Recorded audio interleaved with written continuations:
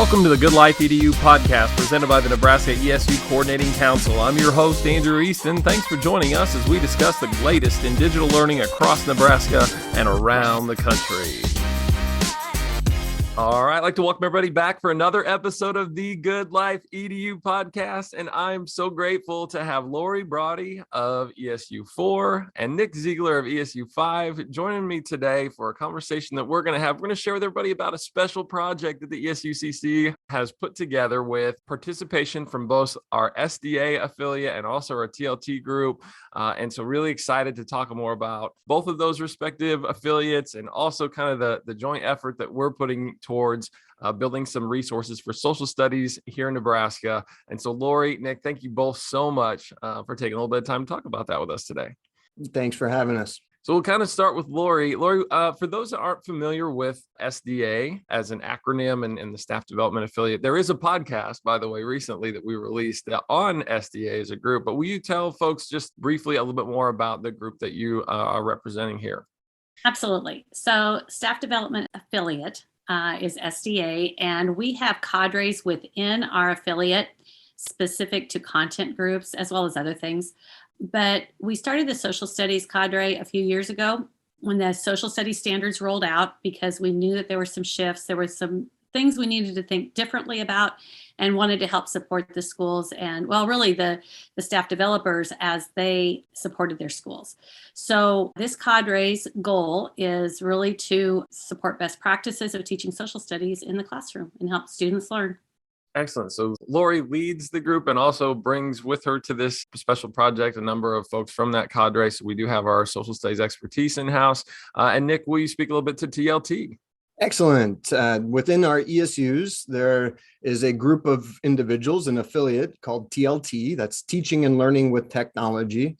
And our role is to help educators enhance what they do in the classroom. Teaching and Learning with Technology is that affiliate name.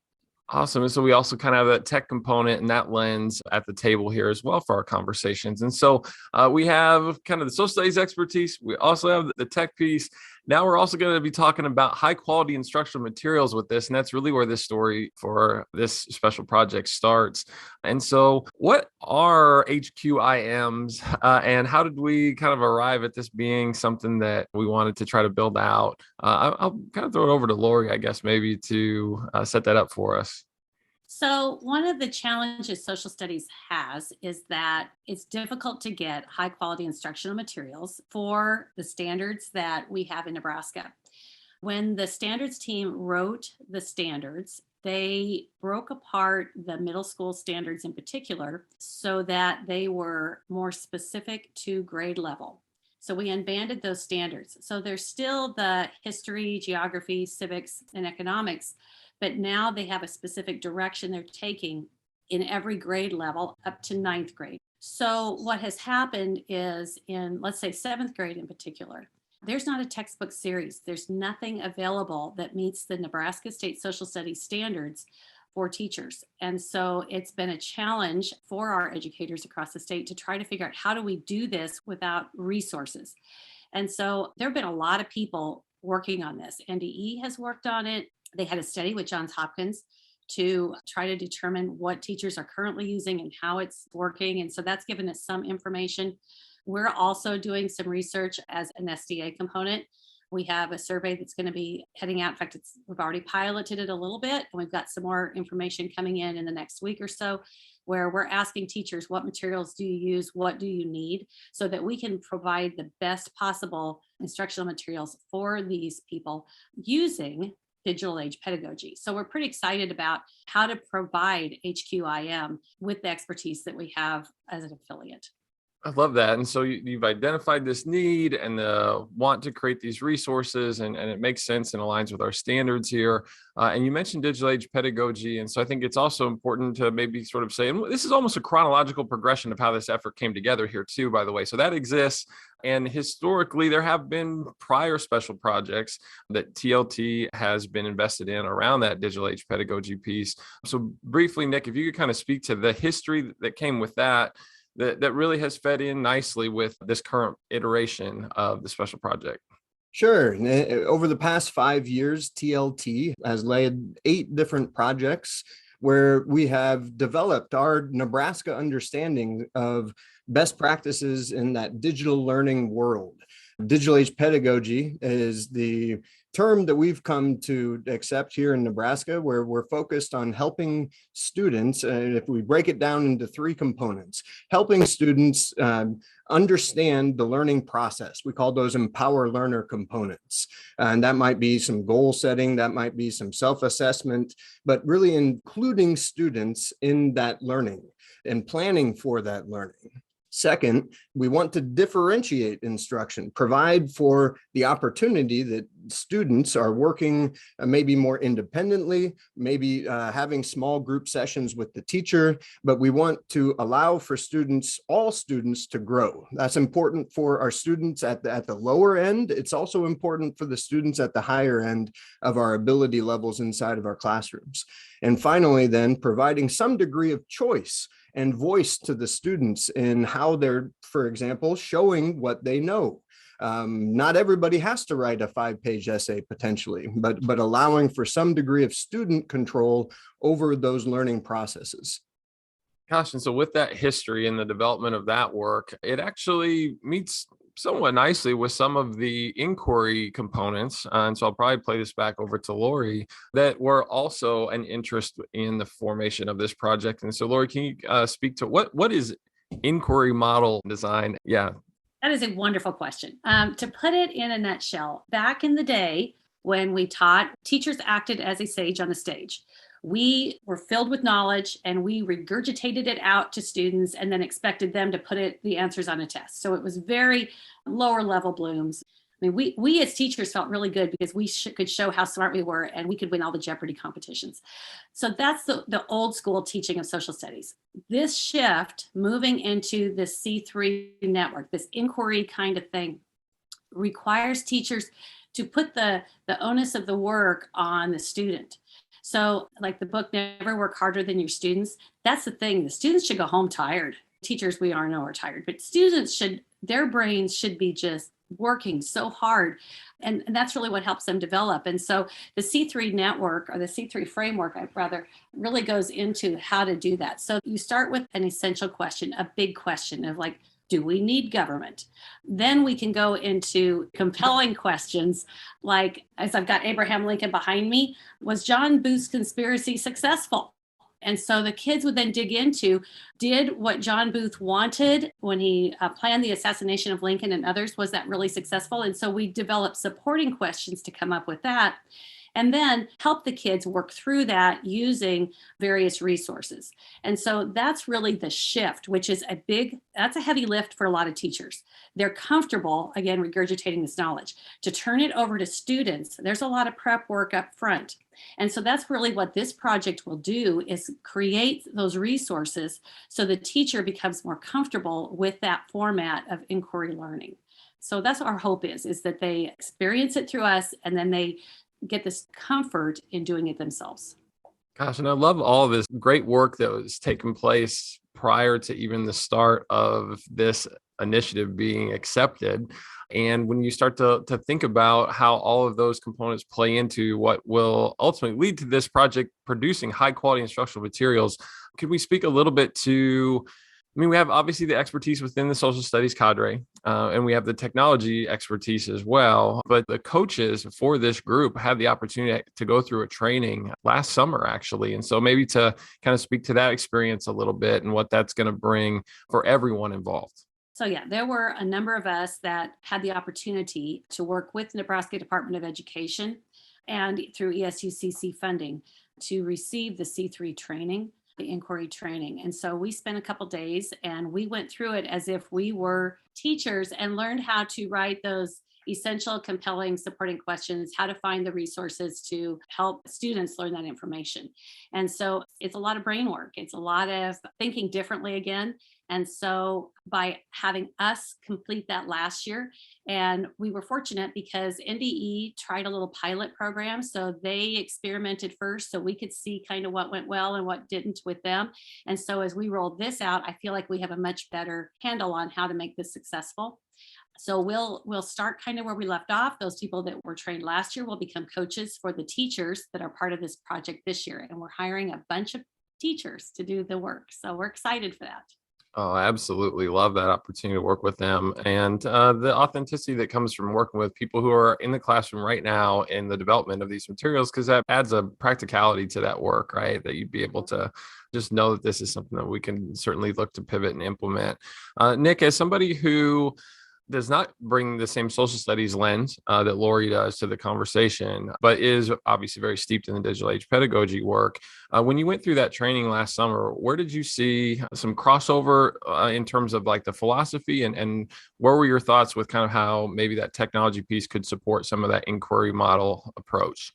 I think that's an awesome question. And I think it's important that the technology isn't just this add-on, that the technology rather is directly embedded in what we're trying to accomplish in the classroom.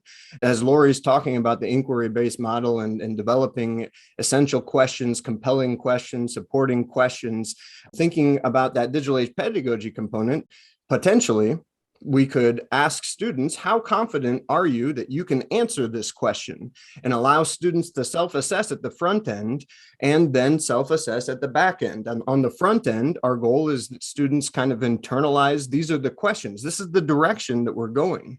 And it's likely that students can't answer all of those questions on the front end of instruction. But then on the back end, we do that self-assessment again to help really drive home to those kids that they have learned something throughout the course of the unit.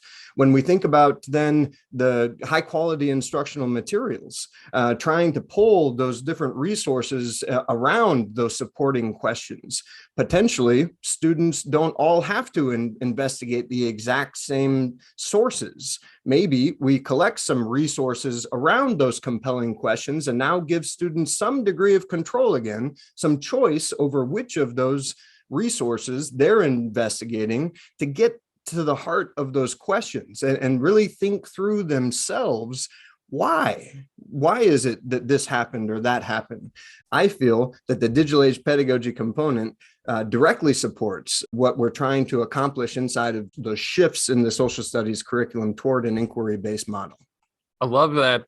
And I was thinking along those same lines too, because I got the opportunity to be a part of that training also, and looking for places where this work does fit with one another, and just kind of thinking a little bit more flexibly about it, particularly as you mentioned there with resources. And so not to kind of ping pong back and forth here, but Lori, I'd ask, when we think about, because you said there isn't a textbook, and Nick's talking about resources here, and we want these to be high quality. And so where's the information going to come from as these materials get built out?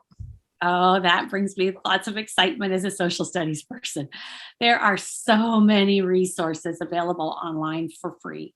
My favorites: Library of Congress, National Archives, Gilder Lehrman Institute. It just goes on and on. There are so many people. If we talk about fourth grade, because we're going to be doing fourth grade work, History Nebraska, the old Nebraska Museum, they are anxious and eager to work with us and help provide more of those. And so we will have almost more sources than what to do with. And again, that helps teachers, because it can be overwhelming if you're doing a project, let's say on the Civil War. There are so many digital resources available. It's like you can get lost in the weeds. And so by helping them curate those a little bit as we go through this project, again, it'll become easier for teachers to see, this is where I find it. But also for those who haven't experienced National Archives or Library of Congress, this gives them a chance to get there and see how many cool resources there really are. So without a doubt, we've got a lot of great places to turn. Well, and you mentioned earlier too, just how challenging it can be to find the time to be able to do that as a, let's say, fourth grade teacher, that maybe I'm on a team, but maybe I'm not. Maybe I'm the only one that teaches social studies in my building, and the kiddos rotate over to my classroom for that. And so to be able to curate those, because otherwise, I mean, are there some instances maybe where teachers are just Googling for articles? And oh, the number one thing is teachers pay teachers. And we know that is not a good thing to do. We know there's lots and lots and lots of problems associated with that. So yeah, Pinterest and teachers pay teachers have been what they've been going to. And unfortunately, again, there's so many problems with that, which is why a few years ago, I'm going to transition a little bit because Nick and his team started putting some things together for the Nebraska OER. And so we tried to do this a few years ago. And that's where I really was inspired to do some more of this work, because Nick and the TLT group really started to develop more resources for the Nebraska OER that were high quality. Yeah, and Nick, can you speak to the OER a little bit for those that might not be familiar with it? Because that is one place that these resources will be housed once they're created. Sure. The Nebraska Oer Commons Hub, OER is Open Educational Resources. The Nebraska Oer Commons Hub is a collaboration between our ESUCC and the Nebraska Department of Education. Duran Avey is the director of digital learning at the Department of Education, and working with her content area specialists over at NDE, we've done a lot of work at curating resources that are out nationally to match them to our state standards across different content areas. So that's part of the work, but then also through some of our special projects, we have created, Nebraska educators have been paid to participate and create resources that reflect, for example, those digital age pedagogy components, and get those into our Nebraska Oer Commons Hub. Yeah, and I know some people have shared that they've gotten onto the OER and that there's been varying degrees of quality to the resources there. And I think the thing worth considering, and correct me if I'm wrong on this, though, is that if you go to the OER, you will access a bank that is almost, akin to a search engine. It's just, it's limitless. Whereas when you start to really narrow it down to the Nebraska OER Commons and you get a little bit more pointed, you can guarantee that those are speaking to our specific state standards, and that the quality sort of goes up as you narrow to those more pointed communities within that site. Am I correct in that? That's true. There are different groups inside of the Nebraska Oer Commons Hub, groups for content areas. And so just like you said, you can get into the Nebraska Oer Commons Hub, search something, and see content across the larger OER Commons group, world of open educational resources. But then what's great about our OER Commons Hub is that we should be able to trust that content that's in our Nebraska OER Commons Hub, because it's been put forth by either folks at NDE or within our ESU community. Excellent. So that'll be one place where we'll be housing these resources once they're created. We've had conversations too about making things available through, so let's say like a Google Classroom, or I know that Canvas is something that has been implemented statewide at a pretty high percentage. And so there's certainly been some sentiment about trying to make this as accessible to teachers as possible. And so with all of that, I'll kind of kick it back over to Lori here too and ask, what is this going to look like when we say resources and we're talking about questions and we're talking about links to things from the Library of Congress, for example? How do you sort of package this and communicate this out to teachers? What's the vision at this time? Well, there can be lots of ways to create a lesson for C3. But our intent is to have like a 3 to 5 day lesson where they would have the compelling question along with supporting questions. And then we would have the formative assessments that go along with that culminating activity at the end. And so they'll look at a Nebraska state standard or multiple standards. Hopefully we can package more in. And then they'll create the lesson, again, that would last several days. The beauty about the C3 inquiry framework is this can be a ginormous project too. So again, maybe it'll inspire some teachers out there to do something bigger. But at this point, we're just going to start small and help teachers become more comfortable with this type of teaching. Yeah, and so I think it's important to share out too, right? As you're saying there, the vision for this project is to create those 3 to 5 day pieces that will be something that teachers can use kind of intermittently with whatever is maybe more familiar practices that they've done historically. And so this isn't asking people to start over. This isn't trying to supplant, an entire quarter or year's worth of materials that are already in place, but to really give people a first step towards the direction of inquiry, towards further integrating technology and also blended best practices, and finding really just the resources more conveniently packaged in a way to make sure that kiddos are being able to access really high quality materials from everything they're reading to the questions they're being asked to what they're being asked to produce to show what they know. Nick, I can see you're nodding your head there, I guess. How would you sort of follow that up? Excellent. And from the TLT side, the value add that we bring to the table is then to help create some of those empower learner activities, maybe a choice board that would accompany the content, and maybe help to develop a flexible rubric that could allow students to create different things as they're answering those compelling questions. And I love that both lenses from the SDA and TLT will be involved in the collaborative efforts to support these teachers. And there's something really, I don't know, and I want us to like speak to that before the pod's over here. I just love that this is a cross affiliate initiative. There are so many great people in our ESU network that do on a regular basis amazing work. But to see folks that aren't housed in the same part of the state, that aren't charged with similar tasks on a day-to-day basis, and to see people bring their varying levels of expertise to this conversation and collaborative work is just really awesome. So would give you a little space to talk to that as well.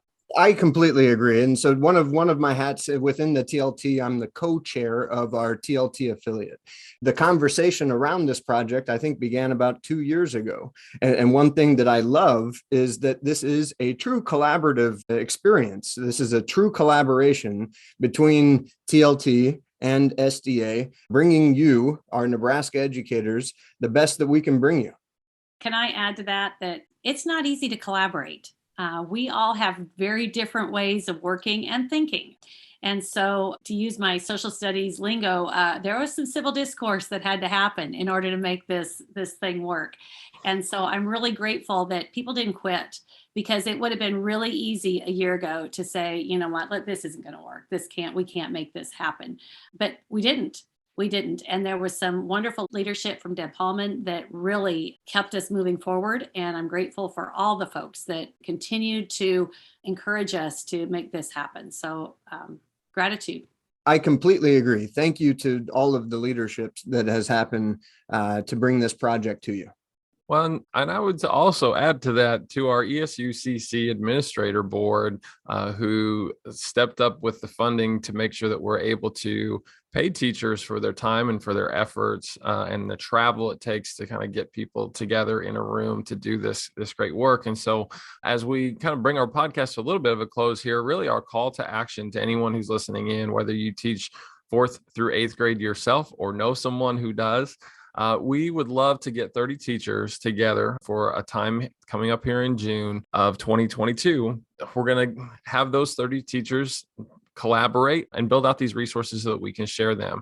That's going to look like a 2-day training on inquiry and a little bit of that digital age pedagogy as well, so that we can make sure that we're all very clear about how all those components would come around and should be integral in the design of these materials. And then we're going to spend some time in person. So that training will be 2 days virtual, and then we'll do 2 days as a follow-up as teacher teams with our coaches present, just making sure everybody's got the opportunity to just really have great conversations and do this work together. And Lori had a great idea as well of having the location for that collaborative in-person work, be it some of our kind of fun historical sites across the state. And so that what a great little piece there also. So I think it's just important to stress that this is a call to action. If you know of anyone who could potentially be a part of this initiative, it would be great to help us out, particularly in that 4th through 8th grade social studies band. Lori, where can they go? Well, the SDA Cadre will be sending out invitations very soon, like this week. And so we're going to push them out, sending out emails with the Google form. So if you haven't received that form and you're interested, reach out to your local ESU and ask them about this particular project, and I'm sure they've got it available. Absolutely. So if you can't find where to sign up, make sure you reach out to one of us and we'll be more than happy to point you in the right direction. And so with that being said, half hour goes really fast. Can I get kind of like a closing message from each of you? Looking forward to this, I would say. Nick, do you want to start us off? Thank you for the opportunity to share a little bit about the project. We know that the high quality instructional materials is needed. We know that those resources, they exist. So please consider participating. Help us curate those resources, package those resources in a way that then can be implemented across the state. This is how we can improve our social studies experience for our students. And you know what? I am really excited. I have had the opportunity over my entire career of collaborating with other educators. And I know that every time I do one of these kind of projects, I become a better teacher. And so I'm really excited to work with all the educators across the state to learn from them. And hopefully they'll learn something from us. And in the big picture, we're all going to become a better state in teaching social studies. I absolutely just love this. This is at the heart of what educational service units, we like service is our middle name, right? And just the fact that, as Nick said, that we've recognized this as a need and are really excited to step into making a difference. And thank you both so much for your leadership with that. I want to echo your excitement for it. And just I'm looking forward to hearing more from teachers as we roll through the spring here and get everybody on board for what's going to be a really fun and important project come June. So thank you both for your time. Thank you. Thanks, Andrew. You're great. Appreciate it.